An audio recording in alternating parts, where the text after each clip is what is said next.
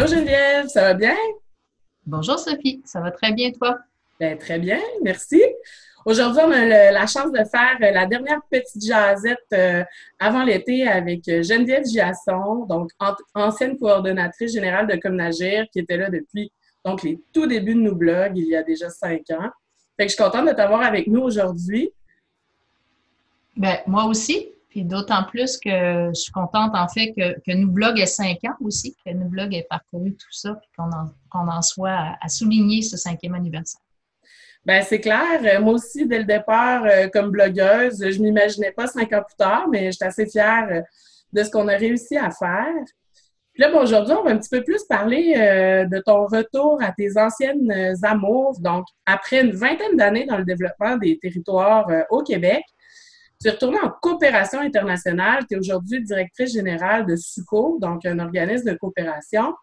Puis non seulement la coopération, c'était un appel, mais aussi tout ce qui est les enjeux climatiques et environnementaux.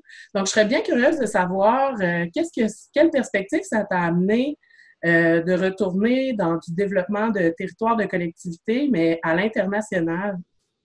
Ouais.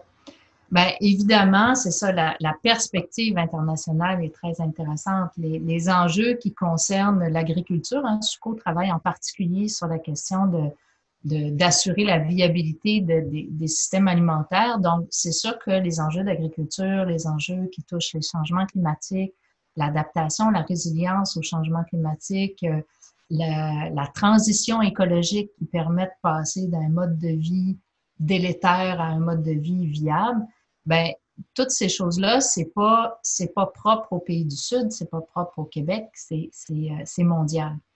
Alors, ça m'a permis de changer de perspective tout en continuant à travailler très, très localement. Donc, SUCO a vraiment une approche là, de travail très de proximité avec les communautés, puis de renforcement de capacité. Puis aussi, c'est que ça m'a permis de connecter plus parce que c'est quelque chose que je recherchais, de pouvoir connecter encore plus le travail en développement social que j'ai fait pendant longtemps avec justement les enjeux environnementaux puis les enjeux plus globaux. Parce que pour moi, l'humanité, on ne pourra juste pas continuer à vivre, carrément pas à vivre, si on ne vit pas autrement. Fait qu'à un moment donné, je ressentais l'urgence aussi de travailler à la construction de ces liens-là. Puis,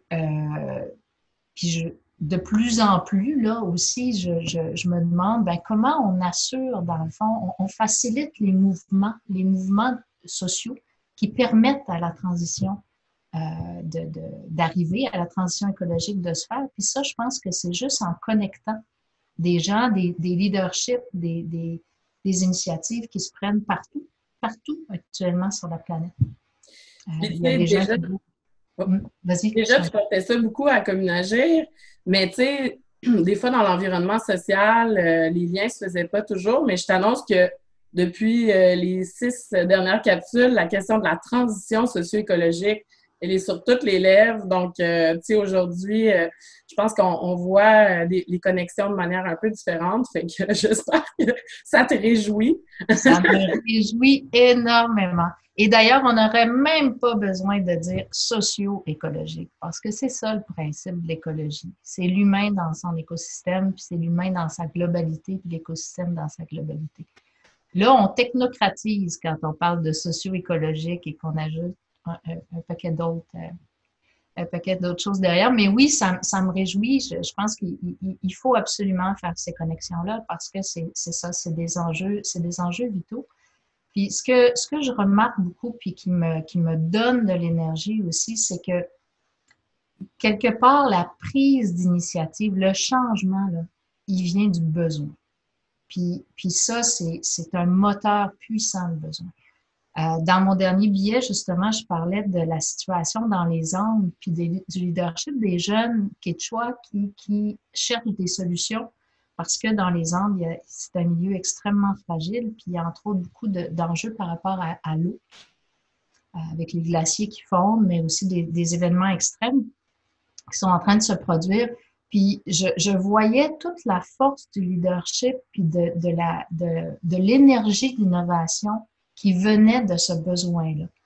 Puis ça donne tout son sens à ce que j'essaie de faire, d'essayer de travailler à partir des besoins, puis d'aider ces leaders-là, ces ingénieux, ces ingénieuses à être capables de se connecter avec d'autres puis à avoir ce qu'il faut pour réussir. Puis, en tout cas, je pense que jusqu'au bout, jusqu'à ma retraite, ça va être ça le moteur de mon travail. Essayer de faciliter c'est ça, la réussite de ces volontés de changement qui sont prises un peu partout. Puis je pense qu'au Québec, on a tout intérêt à se connecter avec ce qui se fait ailleurs, puis à regarder ce qui se fait ailleurs, parce que ça bouge en mots, t'as dit, partout dans le monde. Puis notamment en Afrique, en Amérique centrale, en Amérique du Sud, c'est hyper dynamique actuellement.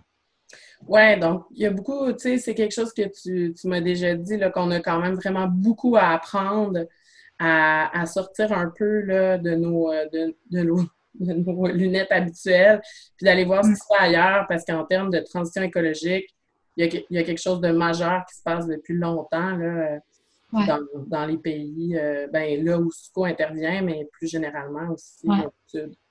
Partout, en termes de développement social aussi.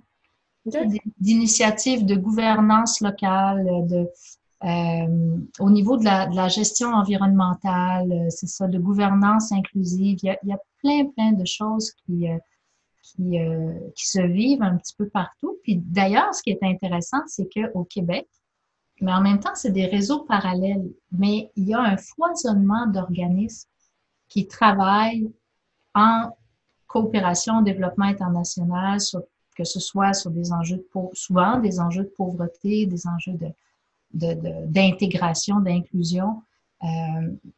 Mais il y a toute une richesse d'organismes, puis plein de gens qui s'impliquent presque bénévolement dans ces organismes-là. C'est très, d'ailleurs, René Lachapelle fait le pont entre ces deux mondes-là aussi, parce qu'il est très impliqué au niveau de la coopération internationale. Donc, les Québécois sont depuis longtemps investis dans les rapports Nord-Sud, dans la coopération Nord-Sud. Mais c'est deux mondes qui ne se parlent pas beaucoup en même temps. Puis on regarde le développement des territoires au Québec, je trouve, de manière un peu trop centrée sur nos propres expériences. Mm-hmm. C'est certaines, et je le vois, en fait, je le vis, je le confirme, on a plein de choses à apprendre. Puis c'est une chose aussi qui est en train de changer, puis je pense que ça, c'est fondamental, ça me réjouit encore là et ça me parle beaucoup. C'est des rapports aussi, des rapports Nord-Sud qui, justement, reconnaissent ces multiples leaderships puis co-construisent quelque chose de manière beaucoup plus égalitaire. Ça aussi, c'est différent, ça évolue. La coopération, ça part de quelque chose qui est un regard du Nord vers les besoins du Sud. Là, on n'est pas là-dedans, on est dans des collaborations. Ça reste encore, mais ça se transforme. Puis je pense que c'est comme ça que, justement, des enjeux fondamentaux comme la transition écologique vont pouvoir être portés partout. C'est en pensant les collaborations de manière horizontale aussi. Ah ben c'est génial, je trouve ça super inspirant. Je pense que ça nous laisse sur quelque chose sur quoi méditer pendant l'été, puis justement aller fouiller un peu, voir ce qui se fait ailleurs. Ça ne peut que nous faire du bien. Puis de co-construire avec des gens chez nous, mais aussi à l'étranger, favoriser cette coopération-là. Donc, ben merci Geneviève. Puis pour les capsules, une petite jasette, on prend une petite pause estivale, mais on vous reviendra à l'automne pour voir ce à quoi mijotent les blogueurs, à quoi ont-ils réfléchi, qu'est-ce qui les occupe. Donc, on vous invite à nous suivre sur la page Facebook. Donc, merci beaucoup Geneviève. Avec plaisir. Puis bon été Sophie, bon été tout le monde. Profitez-en bien. Il fait chaud. Oui. Ça fait du bien. Bon été à tous. Merci. Salut.